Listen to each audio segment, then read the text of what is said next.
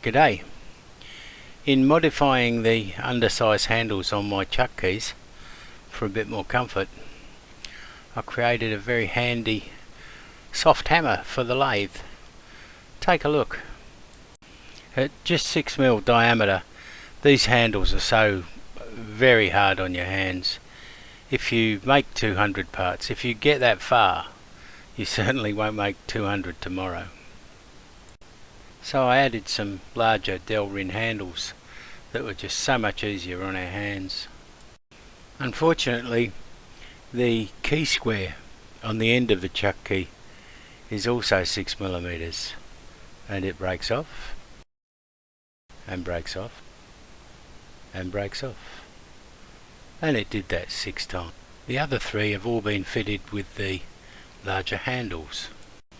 I really like my TOS chucks, lots of accessories available, and of course spare chuck keys.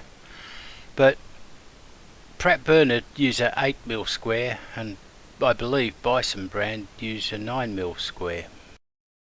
Thanks to Martin of the Old Foundryman channel, this is part of the repair.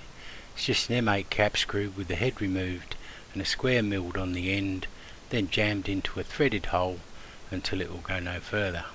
Here's a comparison. I've got no doubt the extra torque is what's shearing off the end of the square.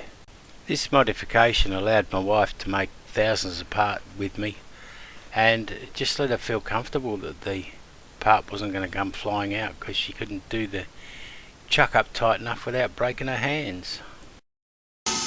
I don't normally like things to drop off when I part them off. I like to give them a tap.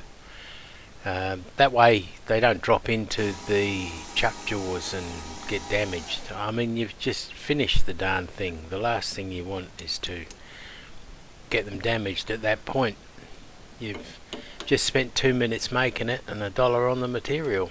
It's a bit silly. So I find this new chuck hammer really handy. Just knocking the chuck off the spindle, that gets fairly jammed onto that taper. The beauty of this soft hammer is it's always sitting on the headstock right where you need it. It's great. This was done by a friend of mine. This is a Bison chuck key, so handles are much larger, but still, when contemplating a couple of 100 parts to make, this friend thought it was well worthwhile chopping up a bit of broom handle and making some decent handles for his chuck key. Okay, if you've got this far, thank you for watching.